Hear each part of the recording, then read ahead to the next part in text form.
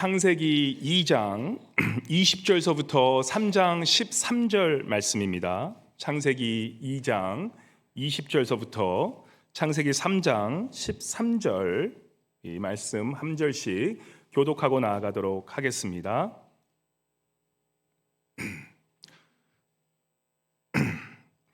아담이 모든 가축과 공중의 새와 들의 모든 짐승에게 이름을 주니라. 아담이 돕는 배필이 없으므로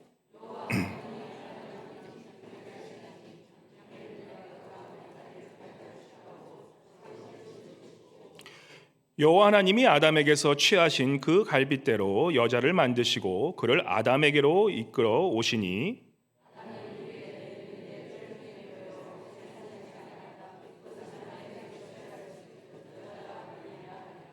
이러므로 남자가 부모를 떠나 그의 아내와 합하여 둘이 한 몸을 이룰지로다.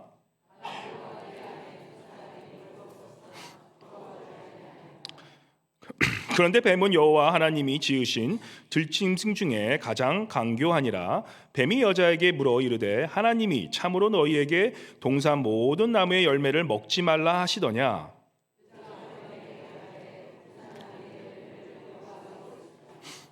동상 중앙에 있는 나무의 열매는 하나님의 말씀에 너희는 먹지도 말고 만지지도 말라 너희가 죽을까 하노라 하셨느니라. 너희가 그것을 먹는 날에는 너희 눈이 밝아져 하나님과 같이 되어 선악을 알 줄 하나님이 아심이니라.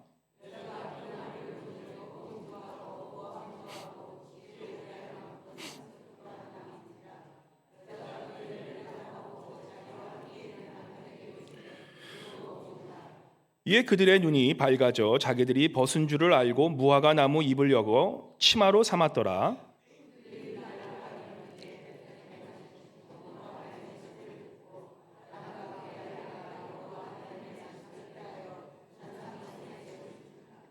여호와 하나님이 아담을 부르시며 그에게 이르시되 내가 어디 있느냐.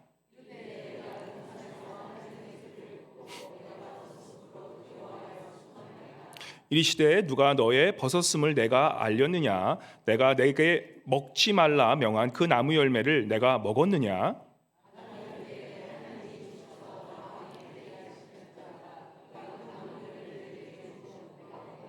함께 여호와 하나님이 여자에게 이르시되 내가 어찌하여 이렇게 하였느냐. 여자가 이르되 뱀이 나를 꿰므로 내가 먹었나이다. 아멘. 아멘. 시간 임마누엘 성가대 나오셔서 하나님의 은혜 우리 주님께 찬송 올려드리겠습니다.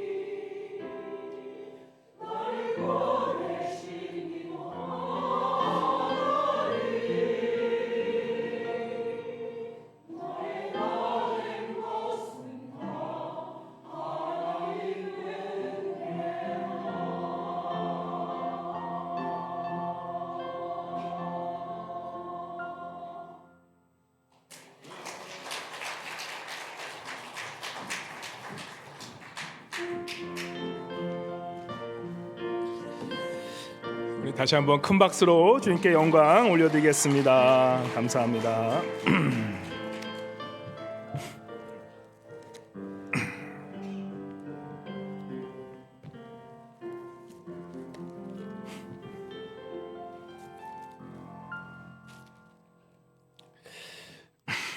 우리 옆에 분 보시면서 한번 환하게 일주일 동안 모두도 웃음, 우리 한 번에 다 웃으시면서 우리 이렇게 한번 인사했으면 좋겠습니다. 우리 성도님을 보니 하나님의 형상이 보이네요라고 하면서 우리 두 손 펴시고 옆에 분 보시면서 활짝 웃으시면서 성도님을 보니 하나님의 형상이 보이네요. 네. 여기만 우리 하나님의 형상이 많이 보이시고 저쪽은 조금 안 보이신 것 같은데, 우리 여기 계신 분들 저쪽 보시면서 옆에 보시면 뒤에 보시면서 우리 성도님을 보니 하나님의 형상이 보이네요 라고 이렇게 한번 인사하겠습니다. 네, 감사합니다. 네. 참 우리가 보이지 않는 것을 보이는 방법이 많습니다. 우리 성도님 한 분 한 분을 보면 보이지 않는 하나님이 보이게 됩니다. 우리 지난 2주 동안 말씀드렸던 말씀 내용 중에 보이지 않는, 우리가 믿음을 어떻게 보게 됩니까? 보이지 않는 믿음이지만 그 신앙생활에 믿음을 하는 그 성도의 삶을 보면서 와, 저분이 저렇게 인내하시네, 저런 상황 가서 저렇게 인내하시면서 참 소망하신 예수 그리스도만을 보고 사시네, 삶을 보면 정말 기쁜 일이 없을 텐데 그럼에도 불구하고 웃으면서 기쁨으로 사시네, 바로 그러한 모습을 보면서 우리가 믿음을 보게 됩니다. 와, 저렇게 힘들고 어려운 상황에서 분명히 살기 힘드시고 어떻게 보면 이 몇 불이 아까운 그런 상황 속에서도 와, 저렇게 사랑의 손길로 베푸고 사시네 라고 하면서 우리가 저분을 보니 믿음의 생활이 어떤 건지를 보게 되는구나 라고 하면서 우리가 믿음을 그 사랑의 손길을 통해서 보게 됩니다. 보이지 않는 우리의 마음 상태를 우리가 어떻게 보게 됩니까? 저 성도님들의 생활의 태도를 보니까 저런 상황에서 저렇게 생활을 열심히 사시고 저런 긍정적인 태도로, 밝은 태도로 사시네라고 보면서 저분의 보이지 않는 마음이 그분의 삶의 태도로 보게 되는 것을 우리가 보게 됩니다. 오늘 말씀은 믿음에 대한 어떻게 보면 연결선이기도 합니다. 믿음을 말할 때 가장 중요한 주제가 하나 있습니다. 제가 사실 이 믿음에 대해서 얘기하고 싶었지만 오늘 이 믿음에 대해서 얘기할 때 사실 순종을 빼놓지 않으면 믿음을 얘기할 수 없기에 오늘은 이 말씀, 정말 순종에 대한 것을 배우면서 우리가 오늘 말씀을 통해서 순종에 대해서 우리가 깨달으면서 한번 믿음에 대해서 배우며 오늘 은혜 받는 시간이 되시기를 바랍니다. 지금 많은 우리 현대교회를 볼 때 사실 이 교회 안에 어떤 교회는 생각과 그런 지성, 그죠? 우리가 함께 주신 그런 지적인 것을 상실해서 순종인 것 같은데 잘 보면 그 변질된 순종인 맹종이 교회 안에 자리 잡고 있는 모습을 많이 보게 됩니다. 그래서 많은 이런 정말 말씀을 깨달은 기독교인들이 사실 교회를 보면서 한심하다라고 생각할 수밖에 없는 게 말씀을 통해 말씀을 순종하는 것이 아니라, 그죠? 어떻게 보면 보이지 않는 그런 맹종으로 가는 경우를 많이 보게 됩니다. 근데 또 어떤 경우가 있습니까?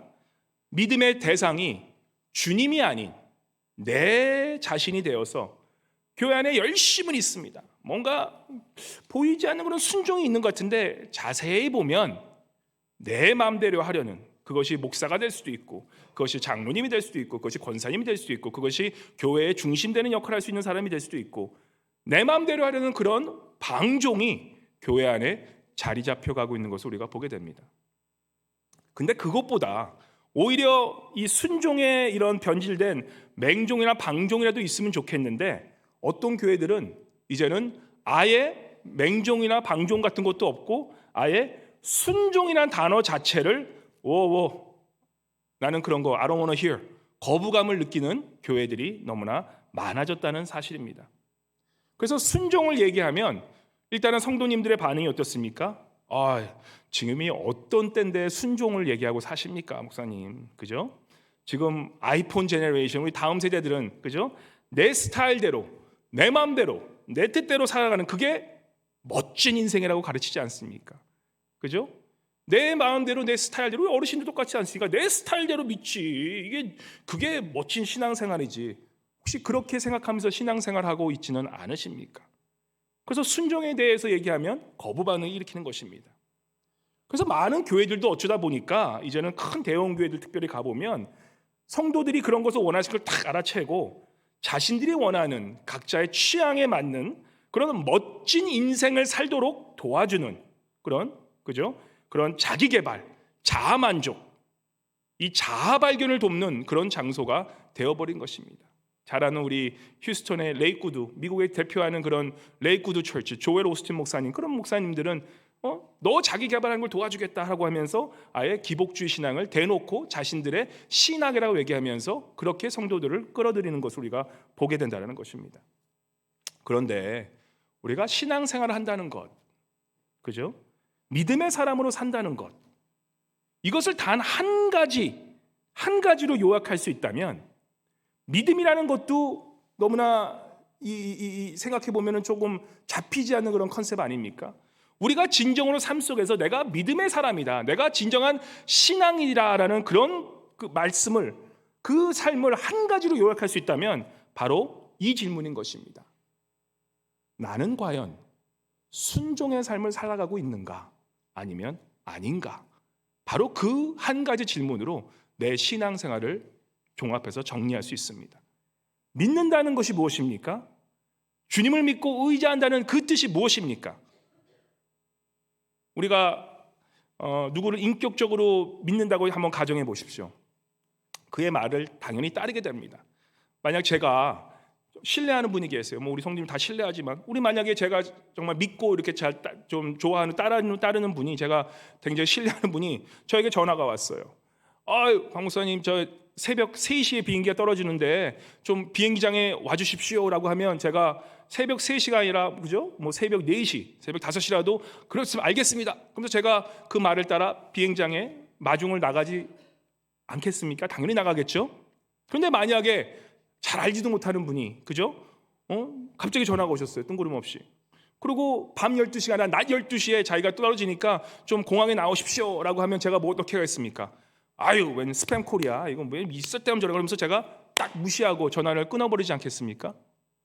똑같다는 거예요. 우리 신앙생활 동안 우리가 진정으로 하나님을 신뢰하고 하나님을 따른다는 것은 하나님의 말씀이 내게 임해졌고 하나님과 나의 그런 인격적인 관계가 있을 때 하나님께서 나에게 말씀하신 그 말씀이 내게 다가왔을 때 우리가 어떻게 하겠습니까? 이건 스팸 전화야, 뚝 끊어버려. 그렇게 무시하겠습니까? 아니라는 거예요. 내가 진정으로 하나님을 사랑하고 내가 예수 그리스도를 구원자로 생각했다면 바로 그분의 말씀이라면 내가 새벽 3시라도 깨어서 가겠습니다라는 그런 순종이 우리의 삶 속에 당연히 나타난다는 것입니다. 그래서 결국 뭡니까? 믿음은 순종이라는 열매로 나타나게 돼 있고 순종하는 사람이 곧 믿음의 사람이 될 수밖에 없다는 것입니다. 믿음이 있다고 한다면서 나는 믿음이 있어라고 하면서 늘 잘 보면 불순종하는 분이 계세요. 가정생활에서, 교회생활에서. 그런 분들을 과연 우리가 믿음 있는 사람이라고 할 수 있을까? 교회에서 열심히 기도하고 열심히 교회생활을 한다고 그러지만 그 삶 속에 불순종이 있다면 그것은 우리가 참 믿음이라고 말하기가 굉장히 힘들어진다는 것입니다. 그래서 오늘은 이 말씀을 통해서 사실 창세기 제일 첫 번째 나오는 스토리입니다. 이 아담과 하와의 시작 스토리를 통해서 우리가 약간은 좀 신학적인 차원도 있지만 우리가 이 순종에 대해서 한번 신학적인 차원에서 조금 더 배워보면서 우리가 정말 이 순종에서 좀 깊숙이 들어가면서 우리가 은혜 받기를 바랍니다. 순종은요, 인간을 창조하신 하나님께서 가장 먼저 말씀하신 내용이라는 걸 우리가 알아야 됩니다. 왜냐하면 믿음, 우리의 구원과 너무나 깊은 관련이 있기 때문입니다. 창세기 1장 27절과 28절에 보시면 우리 한번 창세기 27절과 28절 함께 같이 읽어보도록 하겠습니다. 하나님께서 우리가 누구이며 하나님이 우리를 무엇 때문에 창조하신 그 창조의 이유가 나옵니다. 창세기 1장 27절 우리 화면에 나오는데 함께 같이 우리 봉독해 보겠습니다. 시작. 하나님이 자기 형상 곧 하나님의 형상대로 사람을 창조하시되 남자와 여자를 창조하시고 하나님이 그들에게 복을 주시며 하나님이 그들에게 이르시되 생육하고 번성하여 땅에 충만하라, 땅을 정복하라, 바다의 물고기와 하늘의 새와 땅에 움직이는 모든 생물을 다스리라 하시니라.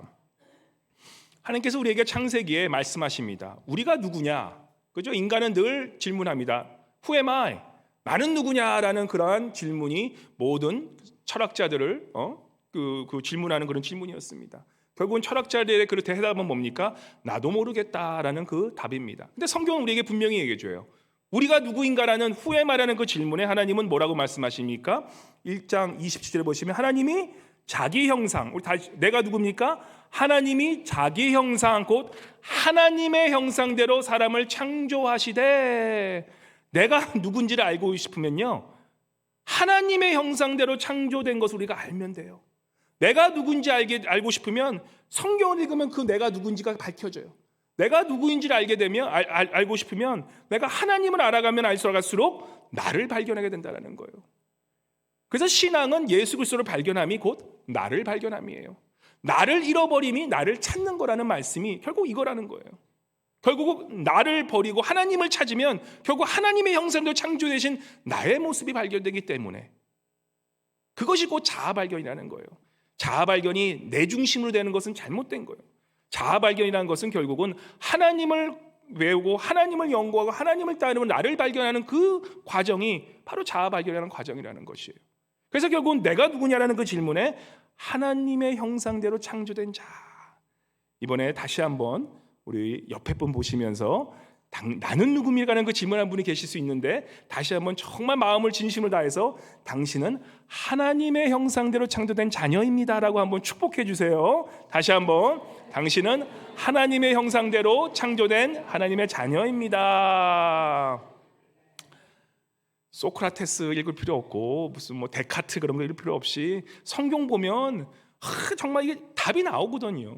심플해요. 아주 심플해요. 우린 하나님의 형상대로 창조된 하나님의 자녀, 바로 그겁니다. 그러면 왜 창조되었냐? 뭘 위해서 창조되었냐? 28절에 이렇게 얘기합니다. 하나님이 그들에게 복을 주시며 하나님이 그들에게 이르시되 생육하고 번성하여 땅에 충만하라, 땅을 정복하라, 바다의 물고기 하늘에 새에 땅에 있는 움직이는 모든 생물을 다스리라 하시니라라는 이 말의 뜻은 어디 가서 식민지 만달라는 그런 말씀이 아니라 바로 이 땅에 하나님의 형상을 닮은 하나님의 자녀로 가득하게 만드는 것, 그것이 우리의 혈육인 자녀인 것인지 아니면 영적인 자녀이든지 이 땅을 충만하게 하는데, 바로 그 충만함은 어떻게? 하나님의 형상을 닮은 자녀로 충만하게 하는 것이 바로 우리의 삶의 목적이 된다는 것입니다. 그게 우리의 삶의 사명이 되는 것이에요. 그래서 창세기 1장부터 하나님은 우리를 창조하시면서 너는 이렇게 사는 것이 목적이야.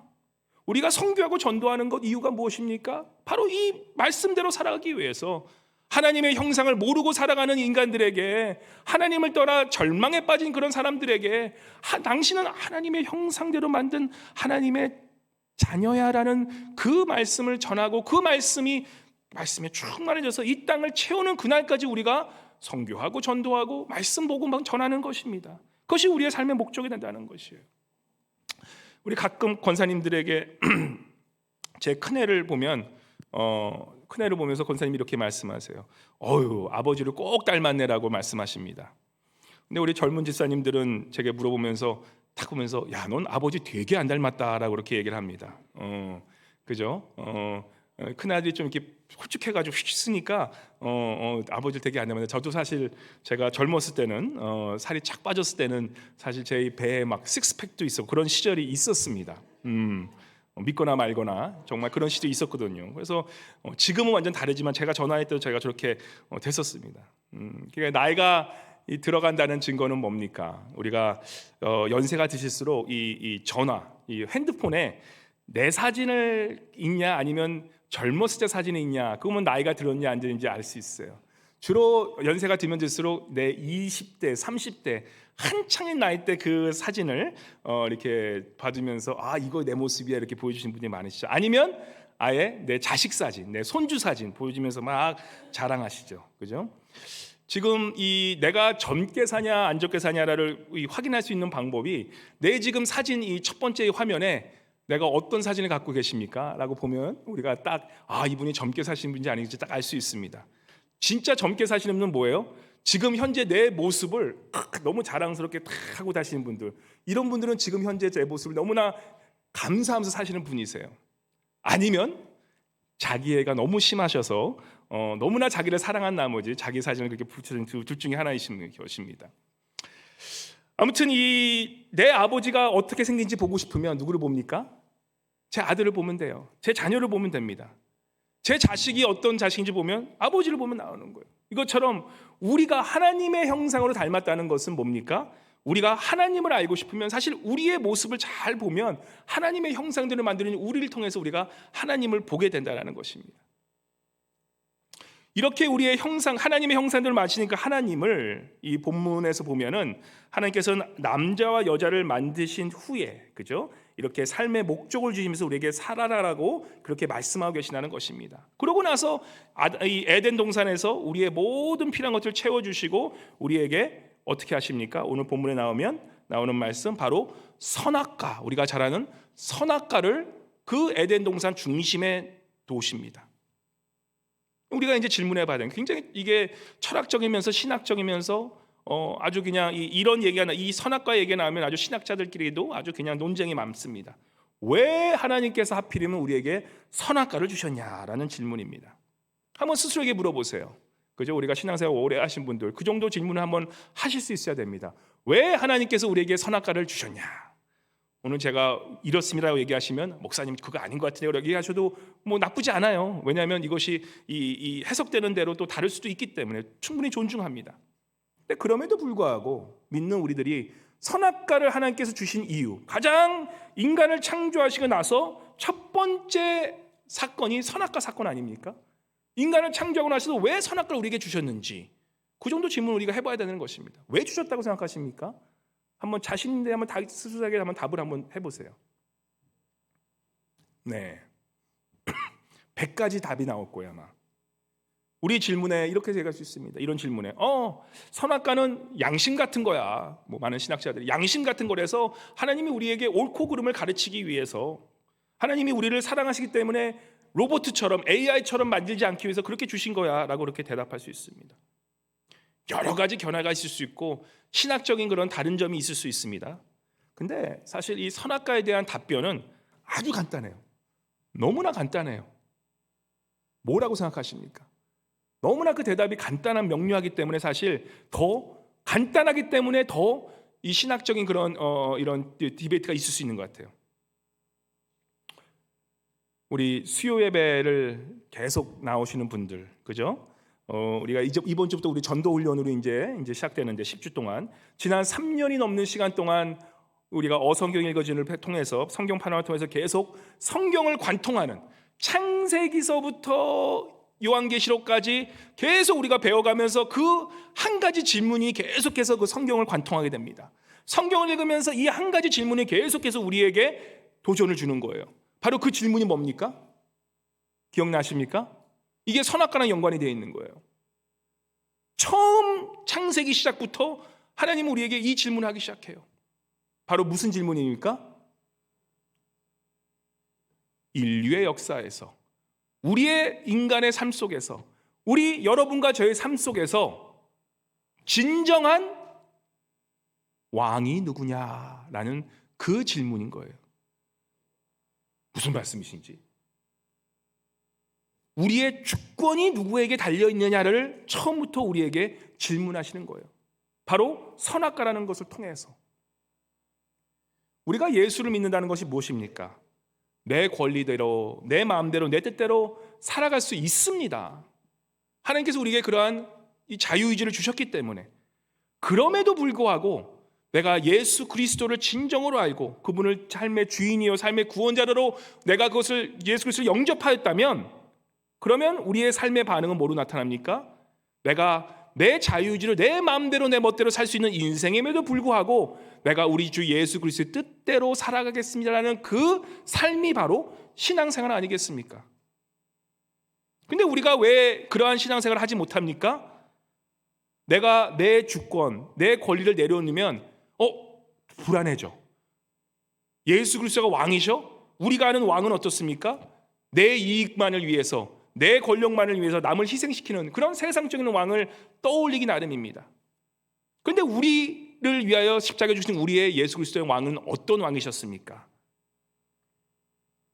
우리를 너무나 사랑하셔서 자신의 모든 것을 내어드리고 자신의 모든 하나님이시라는 그런 최고의 그런 권리를 내려놓으시고 인간으로 오신 바로 그 하나님이신 예수 그리스도가 우리 위해 십자가에 죽으시고 부활하심으로 우리의 삶의 왕이 되셨다는 그 왕을 우리가 깨닫는다면, 바로 그 왕이 섬김의 왕이요 사랑의 왕이라는 것을 우리가 안다면, 바로 그 왕이신 그분께서 자신의 권리를 내려놓으시고 인간의 몸으로 오셔서 모든 것을 땅에 자신의 모든 피와 땀방울까지 다 흘리신 바로 그러한 예수 그리스도를 믿는 우리라면, 바로 그 당시 그 제자들이 그러한 세계 역사를 뒤집는 그러한 다이나마 같은 그런 성령의 역사들이 일어난 그 이유가 뭡니까? 바로 그 제자들이 자신들이 생각했던 그런 왕이 아니라 이 땅에 오셔서 모든 것을 내어주시고 모든 것을 희생하시고 그 제자들을 위하여 인간을 위해서 돌아가신 그 왕을 체험하고 나니까 어떻게 됩니까? 뒤집혀지는 역사가 있지 않습니까? 어딜 가서 자신의 목숨을 내놓는 그런 역사가 있지 않습니까? 순종이 아니라 복종까지 가는 그런 제자들의 그런 역사가 있었기 때문에 이 세상이 지금 변하고 있지 않습니까? 사실 예수 그리스도를 믿는 신앙인이라면 우리의 삶 속에 적어도 한 번쯤은 그러한 신앙 고백이 있어야 돼요. 우리가 예수 그리스도를 참 묵상하면서, 십자가를 묵상하면서, 악하면서, 아니 이럴 수가 있을까? 아니 왕이신 그 하나님께서 어떻게 우리 같은 인간의 몸을 오셔서 저 십자가에 죽으실 수 있을까라는 그러한 질문이 우리 마음속에 스쳐가면서 정말 주 앞에서 내가 통곡하는 그러한 사건, 그러한 경험이 우리에게 한 번쯤은 있어야 되는 것이 정상이라는 것입니다. 어떻게 그런 일이 있을 수 있을까? 그래서 성경은 처음부터 그 말씀으로 시작되는 거예요. 우리의 인생에서 과연 진정한 왕이 누구신가? 진정한 주권자가 누구신가라는 그 질문을 하게 되는 것입니다. 모든 것을 누리게 하는 자유를 주셨습니다, 하나님께서. 하지만 한 가지를 기억하라는 거예요. 한 가지 기억하는 것이 무엇입니까? 나는 창조주 하나님이고 너희는 피조물이라 라는 것을 기억하며 살라라는 거예요. 우리 하나님이 얼마나 좋으신 하나님이시까? 얼마나 좋으신 왕이십니까? 이 창세기를 보면 창세기 사실 1장부터 나오는 그 창조의 순서를 보게 되면 우리가 하나님께서 우리를 얼마나 사랑하는 하나님의 아버지고 우리의 참 좋으신 왕인지 우리가 알게 됩니다. 마치 아이를 보면 우리 지금 이제 교육부에 또 우리 집사님 또 아이를 뵌 또 집사님도 계신데 임신하기 전에 부모님들이 어떻게 합니까? 아이가 태어나기 전부터 모든 아이가 얘는 태어나면 여기서 재워야지, 얘는 이런 옷을 입혀야지, 얘는 이것을 먹여야지, 이런 방을 꾸며줘야지, 그러면서 그 아이가 갓난 아이가 태어나서 살 수 있는 그런 공간들을 다 준비하고 마련하고 놓지 않습니까? 우리 하나님 아버지 똑같으신 거예요. 창조의 이 순서를 보면 어떻게 하십니까? 하나님께서 인간을 창조하시기 전에 하나님 아버지 되는 마음으로 갓난아기 보듯이 우리 이 아이들이 태어나면 이렇게 해줘야지 라면서 하나님의 창조하는 그 순서를 보게 됩니다. 우리가 6일 동안 창조의 그런 그 순서가 있는데 한번 제가 그림을 보여줘요. 제가 이거 항상 우리가 성경책 읽으면서도 항상 이 순서를 잊어버리지 않는데 이거 보시면 이제 딱 기억이 나실 거예요. 이렇게 되는 거예요. 이게 세로로 나가는 거예요. 세로로 밑으로 이렇게 나가는 거예요. 이 칼럼대로. 그래서 첫 번째 날은 뭐를 지으십니까? 첫 번째 날은 빛을 창조하시죠. 그래서 어둠과 빛을 딱 갈라놓으세요. 그래서 빛을 창조하십니다. 이게 첫째 날이에요. 왼쪽 맨 위에 상단에. 그리고 두 번째 바로 밑에 뭐를 창조하십니까? 물을 창조하세요. 수면 위에 있는 물, 하늘 위에 있는 물과 하늘 밑에 있는 물을. 그래서 이 물을 창조하셔서 이제는 이 세상을 이끄시고 셋째 날에는 뭘 창조하십니까? 땅을 창조하세요. 육지와 그곳에 있는 식물들을 창조하세요. 1, 2, 3. Day 1, Day 2, Day 3예요. 그러고 나서 Day 4 이렇게 매치시키면 돼요. 바로 빛이 뭐를 연관이 됩니까? 빛을 창조하시고 나서 넷째 날에는 바로 우리가 잘 아는 해와 달과 별. 이렇게 한번 그림 그려보세요. 해와 달과 별을 창조하세요. 낮과 밤이 있게 하시는 거예요. 그렇죠? 그게 넷째 날이에요. 빛과 연관이 있습니다. 그리고 중간에 이제는 물을 창조하신 그 둘째 날에 다섯째 날에 그 물을 창조하신 다음에 뭐를 창조하십니까? 새와 그래서 바다 안에 있는 물고기들 많은 우리가 먹을 수 있는 그런 모든 것들을 창조하시는 거예요. 새와 동물과 이런 물고기를 창조하세요. 그리고 마지막 여섯째 날에 이제는 땅을 창조하신 후에 땅에 식물을 만들어서 동물들을 창조하십니다. 동물 창조하시고 가장 마지막 날에 가장 마지막에 창조하신 게 누구시죠? 바로 인간을 창조하시는 거예요. 인간을 만드시는 거예요. 남자와 여자를 만드십니다. 그렇죠? 남자와 남자 만들지 않으시고 여자와 여자 만드시고 남자와 여자를 만드세요. 창조하세요. 바로 마지막 날에 이 남자 여자 창조하십니다. 그러니까 뭡니까? 인간이 살아갈 수 있는 모든 조건들을 다 순서대로 만들어 놓으시고 인간을 창조하시는 거예요. 마치 임산부가 자기 아이를 생각하면서 내 아이가 크면 자라면 이걸 다 해줘야지라는 그런 마음으로 모든 필요한 것들 다 채우시고 딱 그 아이를 준비하는 하나님의 모습이에요. 그게 창조의 모습이에요. 바로 그러한 우리의 하나님 아버지께서 우리를 이렇게 창조하십니다. 그리고 에덴 동산에서 모든 것을 다 누리며 살라고 주세요. 너는 나의 형상대로 만들어진 아이들이야. 이 모든 에덴 동산에서 너희는 누리면서 살아라. 바로 그게 우리의 형상이라는 거예요.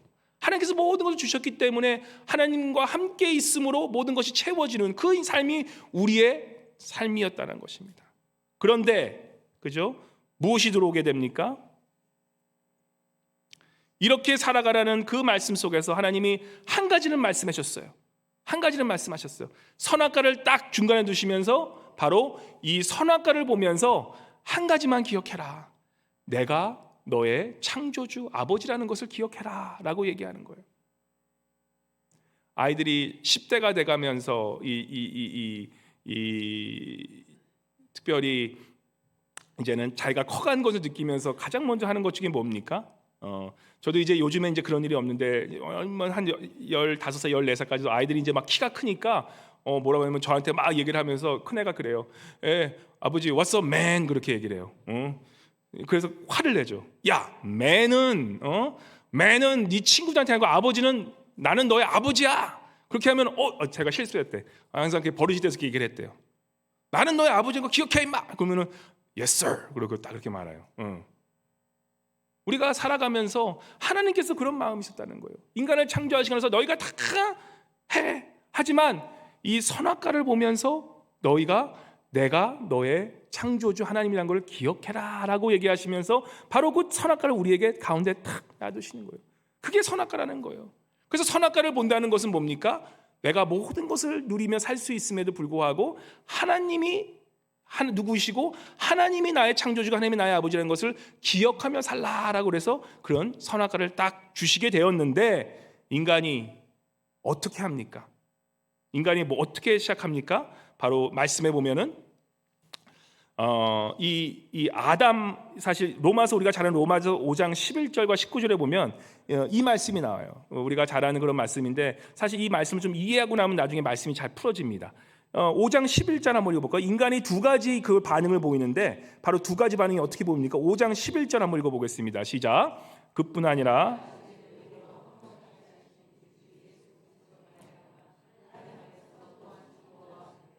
네, 제가 한번 5장 11절 읽어보겠습니다. 네, 이 하나님께서 이 로마 5장 11절도 11절이지만 우리가 여기서 보면은 말씀해 보시면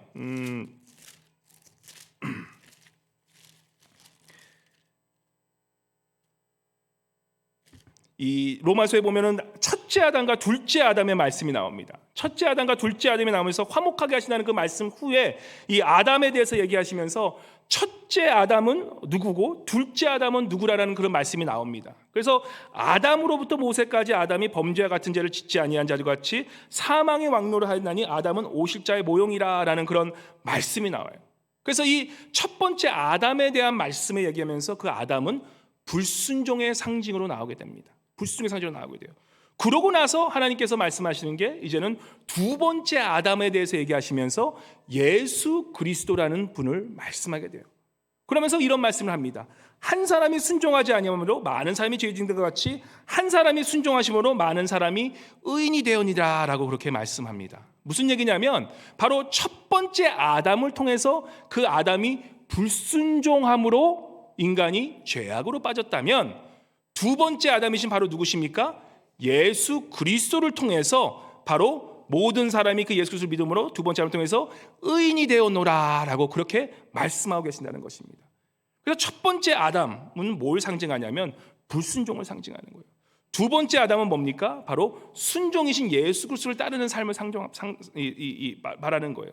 그래서 첫 번째 아담이 불순종하는 아담이 어떻게 불순종하게 됩니까? 창세기 3장 2절과 3절 보면 이렇게 나오죠. 우리 창세기 3장 2절과 3절 한번 같이 읽어볼까요? 시작. 여자가 뱀에게 말하되 동산나무의 열매를 우리가 먹을 수 있으나 동산 중앙에 있는 나무의 열매는 하나님의 말씀에 너희는 먹지도 말고 만지지도 말라 너희가 죽을까 하셨노라. 그죠? 처음에 이 하나님의 형상대로 선하게 창조된 인간이 어떻게 됩니까? 뱀의 꾀에 빠져서 선악과를 먹게 됩니다. 그죠? 처음부터 이 불순종으로 말미암아 이제는 죄를 짓게 돼요. 죄를 짓게 됩니다. 그리고 아담과 그 보시면 아담과 그의 아내 두 사람이 벌거벗으나 부끄러워하지 아니하라는 그런 말씀이 나오면서 죄를 짓게 되니까 어떻게 됩니까? 내가 부끄러운 것을 깨닫게 되는 거예요. 그 전까지는 정말 벗고 다니면서 하나님 앞에서 마음대로 하나님의 자녀처럼 살아갔는데 죄를 짓고 나니까 어떻게 됩니까? 자꾸 숨기게 돼요. 아직 저희 둘째는 정말 엄마 아빠 앞에서 계속 다 벗고 다녀요. 잠시만 팬티만 입고 다녀. 하나도 부끄러운 걸 몰라.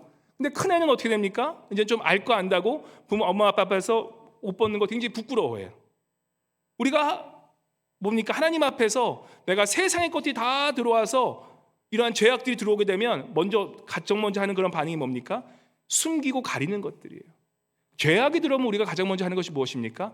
가려요. 숨기려고 해요. 그래서 사실은 주변에 죄를 짓는 분들이 계시잖아요. 그분들이 그 죄에서 빠져나오기 위한 가장 효과적인 방법이 뭔지 아십니까? 충격요법이지만 힘들지만 용기가 필요하지만 사실은 그분들이 하고 있는 것을 그냥 다 까발려버리는 게 제일 빠른 방법이에요. 물론 무슨 난리가 날 수가 있겠죠. 그럼에도 불구하고 혹시라도 그런 무슨 마약이나 아니면 뭐 도박이나 아니면 무슨 이런 바람을 피우거나 이런 하여튼 그런 것들에 빠져 있는 분들에게 가장 그분들이 헤어나가기 위해서 가장 좋은 방법은 빨리 더 이상 죄를 못 짓도록 더 이상 감추면서 큰 일이 벌어지지 않도록 빨리 그냥 확 엎어버리면 그것이 오히려 빨리 치유되는 역사를 보게 됩니다. 그래서 죄는 어떻게 됩니까? 빨리 드러내는. 그래서 우리가 우리 안에 있는 죄를 우리가 고백하면 하나님께서 우리를 용서하시는 그 말씀이 우리 안에 있는 죄악된 것을 빨리 하나님 고백하고 누군가에게 알리고 그 도움을 청하는 게 그게 가장 빠른 방법이라는 거예요. 그렇게 죄를 지은 그 아담과 하와가 3장 12절과 13절에 보면 그 죄악의 결과가 어떤지 이제 나오게 됩니다. 절대 자기가 책임지려 않는 그런 모습을 보게 돼요. 3장 11절과 13절 한번 읽어볼까요? 시작. 아담이 이르되 하나님이 주셔서 나와 함께 있어 하신 여자 그가 그 나무 열매를 내게 주므로 내가 먹었나이다. 뭐라 그럽니까? 아담이 이르되 하나님이 주셔서 나와 함께 하신 여자 그가 나무 열매를 내게 주므로 내가 먹었나이다. 남자가 어떻게 하고 있습니까? 여자. 우리 남편들이 제일 잘하는 게 뭡니까? 아내 핑계대지 않습니까? 저도 똑같은 죄인입니다. 우리 죄인은 우리가 가장 잘하는 게 내 실수에도 불구하고 아내 책임. 아내도 똑같아요. 자기가 잘못된 것은 남편 책임 돌려요. 이 죄가 들어오면 남에게 책임을 다 가려요. 절대 자기는 책임지지 않아요. 제 잘못이야. 누구 잘못이야. 그럼 여자는 또 어떻게 합니까? 그 죄악이 들은 여자 또한 이 13절을 한번 읽어볼까요? 여자는 어떻게 반응하나? 시작.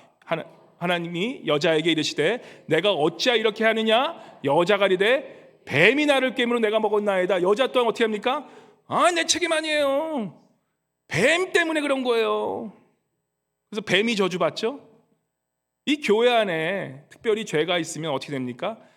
나쁜 짓은 다 자기가 해놓고선 절대 자기 책임이 아니래. 건강한 교회가 어떤 교회입니까? 성도인 한 분 한 분이 내가 책임입니다 라고 말하는 분들이 많을수록 그 교회는 건강한 교회입니다.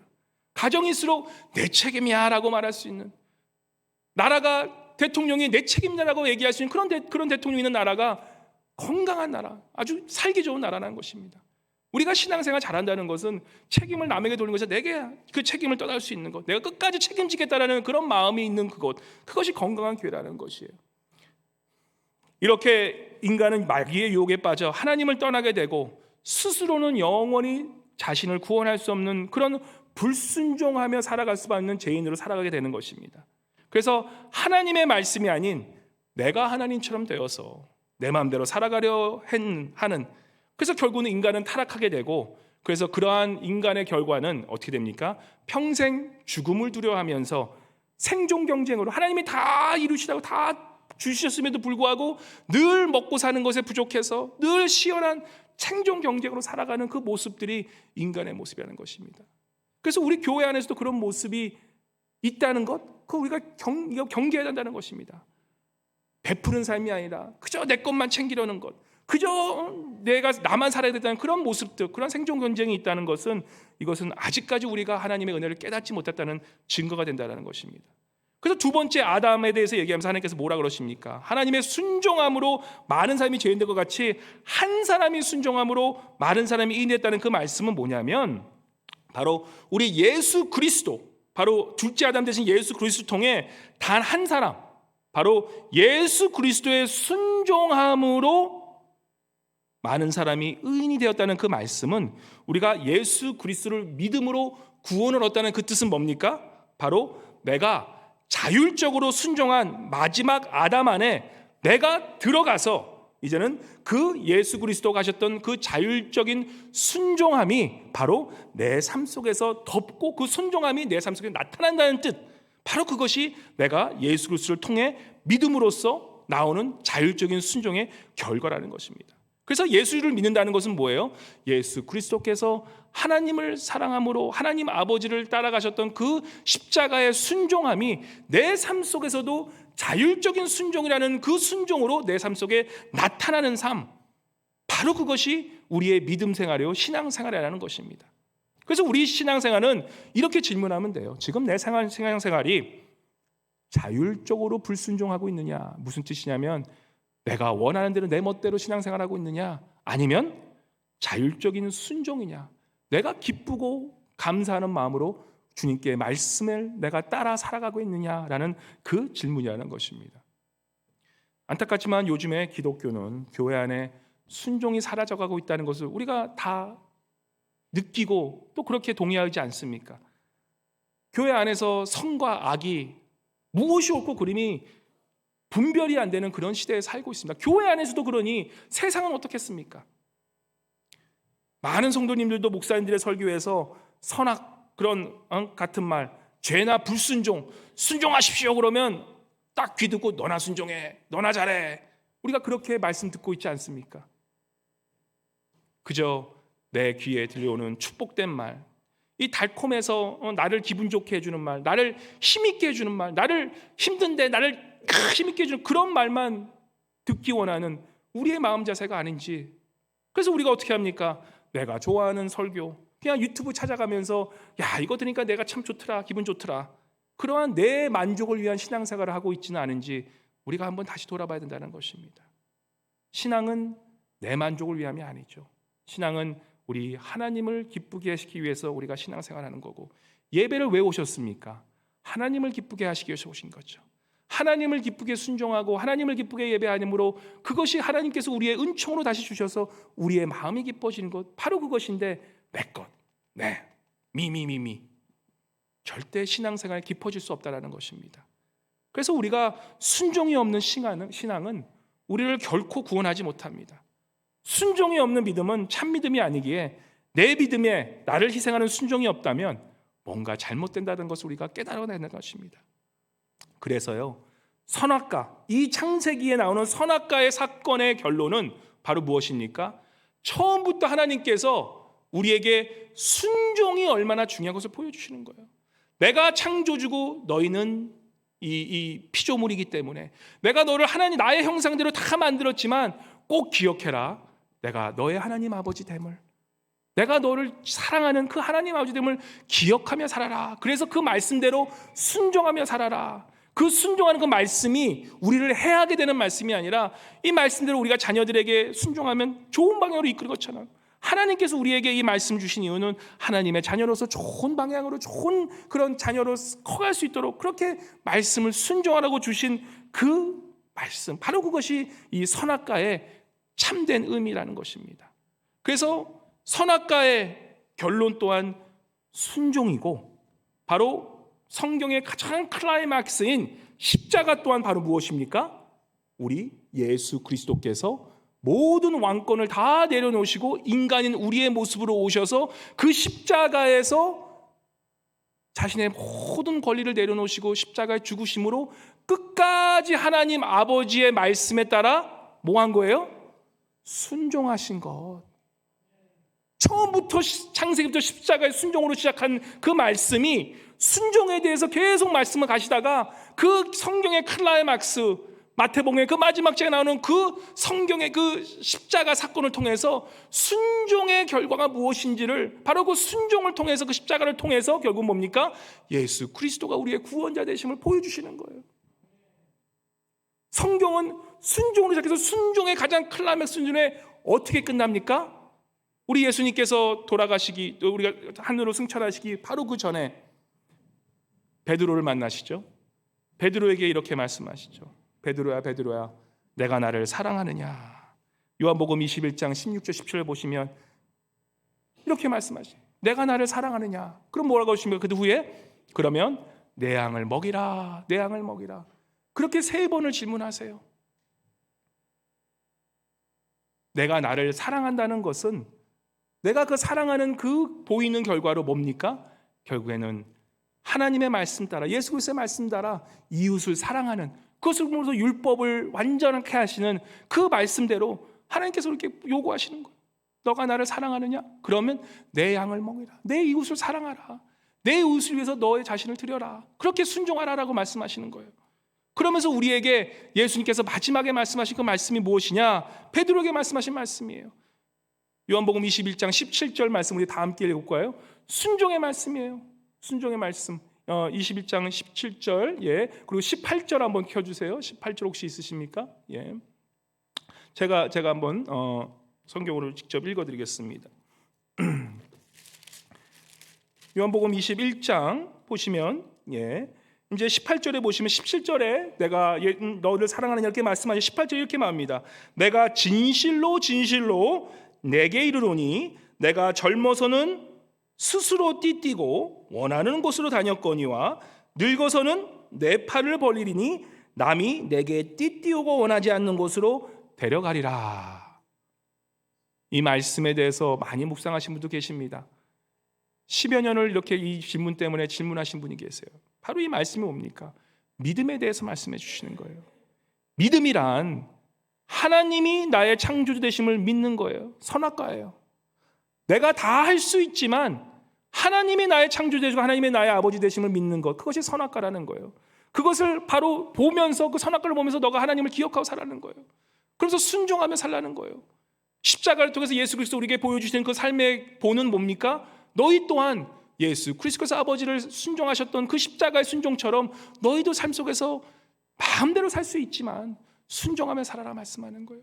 그리고 주님께서 우리에게 말씀하신 그 말씀, 베드로에게 말씀하시는 내가 진실로 내가 이러니 내가 젊어서는 어렸을 때는 스스로 띠띠고 원하는 곳을 다녔거니와 네 마음대로 살 수 있어. 그래 모르니까. 하지만 성숙한 신앙이라는 것은 무엇이냐라고 얘기했을 때 내가 늙어서는, 네가 신앙의 그런 성숙을 이루어서는 내 팔을 벌리리니 이제는 네가 네 팔을 벌리고 어떻게 합니까? 남이 내게 띠띠고 원하지 않는 곳을 데려가리라. 내가 비록 원치 않는 내 삶이 아니지만 하나님이 원하신 그 뜻대로 기쁨으로 살아가는 것, 그것이 바로 믿음 생활이야. 순종이야말로 너희들이 가져야 될 가장 큰 믿음이야라고 그렇게 우리에게 말씀하고 계시다는 것입니다. 사랑하는 것, 순종함이고 순종한다는 것, 그것이 바로 믿음의 생활이라는 것입니다. 우리 사랑하는 성도님 여러분, 말씀을 맺을게요. 이 인생 100년을 사신 김영석 교수님께서 이런 말씀을 하십니다. 지금 인생 100년을 살아보니 자신에게 가장 적절한 인사는 이렇대요. 오래 사시느라고 고생 많이 하셨습니다 라는 말을 들으면 기분이 괜히 좋아진대요. 아, 이 사람들이 내가 이렇게 오래 산 거를 인정해 주는구나. 인생 30년이 걸친 그런 시련이 있었고 그런 시련이 있었기 때문에 결코 고생이 있었지만 불행은 아니었다라고 그렇게 말씀하십니다. 왜냐? 힘들고 어렵지만 그 삶 속에 사랑이 있었기 때문에 참 자신은 행복했다는 거예요. 그리고 그에 뒤따르는 60년의 세월 동안 행복이었다라고 얘기를 하십니다. 왜냐? 그 사랑을 공유할 수 있는 사람들이 함께 있었기 때문에 자신의 인생은 행복했다라고 얘기를 합니다. 그래서 그 100살 사신 어른이 이런 말씀하시면서 또 이렇게 얘기해요. 어떤 언론계에서 얘기했대요. 물어봤대요. 가장 행복했던 때는 언제였습니까, 교수님? 이거 질문을 했을 때 그 당시에 그런 그 설문조사에 일어났던 많은 분들이 60대, 70대 답을 한 그런 사회인사를 어떻게 얘기했냐면 대부분 어떻게 이렇게 얘기했다고 그럽니다. 자기의 한 일에 대한 그 성과가 남에게 도움이 되었을 때, 내가 한 일이 남에게 도움이 되었다라고 얘기하고 남이 그것을 인정해 줬을 때 나는 행복했다라고 그렇게 말씀을 하시고 있다라는 것입니다. 근데 그 100살을 사신 그 103세 사시는 그 김현석 교수님께서 이런 얘기를 하세요. 자신이 60대를 지나 이제 우리 교회 70대 계신 이제 분들도 꽤 많으시는데 70대를 가면 70대에서 90대의 길이 보인대요. 근데 70대에서 90대는 두 가지 길로 확연히 길이 나눠진다고 얘기합니다. 인생관의 선택길에 놓여진대요. 이게 무슨 얘기냐면 오늘 이 맡은 선악과 얘기예요. 선악과 앞에서 창조주이신 하나님을 내가 자율적으로 불순종할 거냐 순종할 거냐라는 그 두 갈래 길로 나눠진다는 얘기입니다. 첫 번째 아담의 길로 갈 것이냐 두 번째 아담의 길로 갈 것이냐라고 그렇게 얘기를 하는 거예요. 무슨 얘기냐 쉽게 첫째는 이런 길이라는 거예요.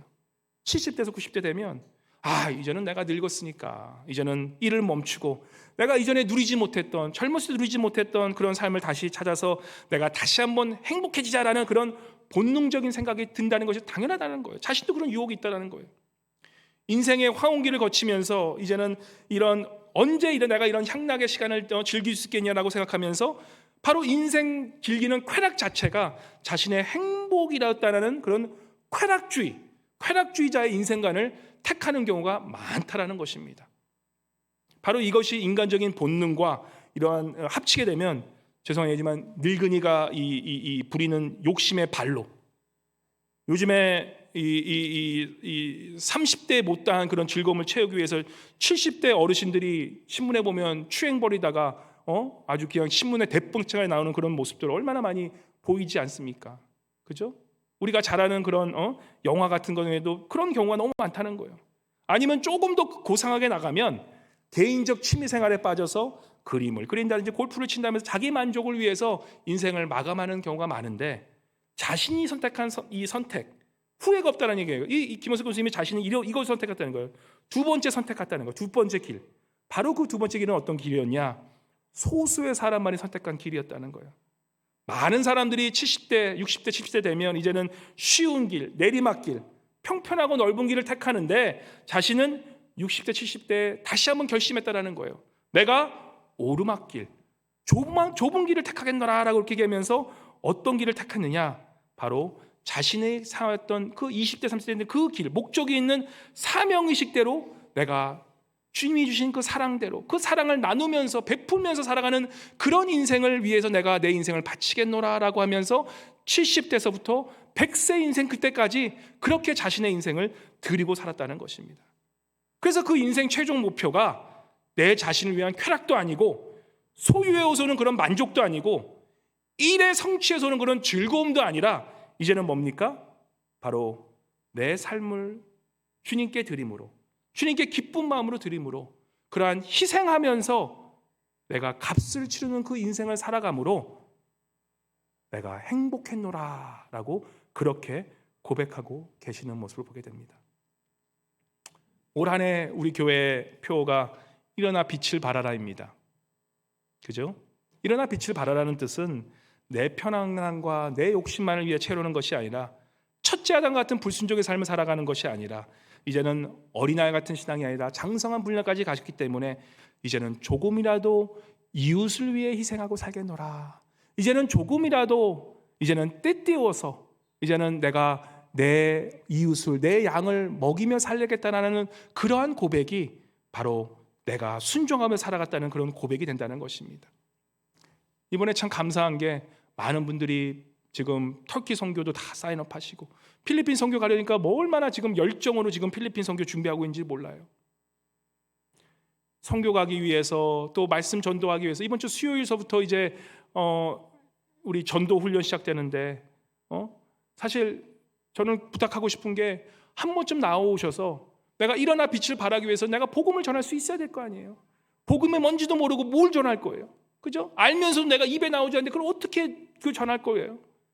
수요일 날 오셔서 그렇게 전할 수 있는, 바로 그렇게 주님의 말씀대로 순종하며 사는 삶, 그것이 정말 주님을 위한 기뻐하는 삶이라는 것입니다.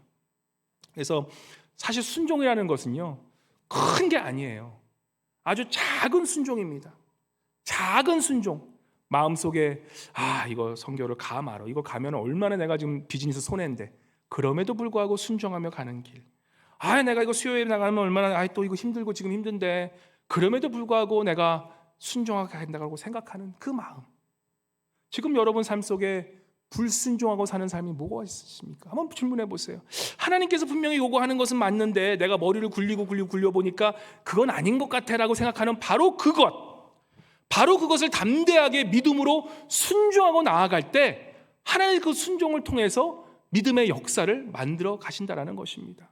믿음은요, 순종은요, 내가 내 뜻대로 되는 게 아니에요. 순종이 왜 힘드냐면 내 머리로선 계산이 안 되는 것들을 하나님께서는 순종하라고 말씀하시거든요. 내가 내 계산대로 하면 안 되는 것임에도 불구하고 내가 그것을 순종해보니까 어떻게 됩니까? 나중에야 깨닫게 되는 거예요. 이 길이 좋은 길이었네. 내가 다 이해하고 내가 다 이것을 논리적으로 생각해서 된다면 그건 순종이 아니죠. 그건 내 뜻대로 하는 거예요. 내 머리로 굴려서 계산이 안 됨에도 불구하고 내가 희생을 치르면서도 내가 하겠노라는 그 순종의 한 스텝을 통해서 우리의 믿음이 자라난다는 것입니다. 저도 이번에 아프리카 학생들을 가르치지 않았습니까? 아프리카 가르치면서 제가 많이 처음에는 내가 지금 목회하기도 바쁜데 어떻게 아프리카 학생을 가르치나. 근데 제가 사실 아프리카에 대한 좀 두려움이 있었어요. 아프리카 가서 말라리아 걸리는 게 좀 그래서 내가 아프리카 가는 건 조금 자제하려고 그러는데, 물론 가라 그러면 갈 겁니다. 그래서 내가 아프리카 선교는 가지 못하지만 내가 여기서 내가 할 수 있는 걸 하겠다라는 그런 마음이 있어서 아프리카 학생들을 지금 한 10주 동안 잘 가르치고 이제 다 졸업을 이제 클래스를 마치게 되셨어요. 근데 거기 보면서 제가 엄청 도전을 받았는지, 그 아프리카 그 정말로 아무 진짜 그 없는 그런 땅에서 그 배우겠다고 그 애들 그냥 몇 명 있는데 거기서 새벽 2시에 공부할 때도 있거든요. 새벽 2시에 줌 켜놓으면 거기서 나와서 말씀 듣고 있으세요.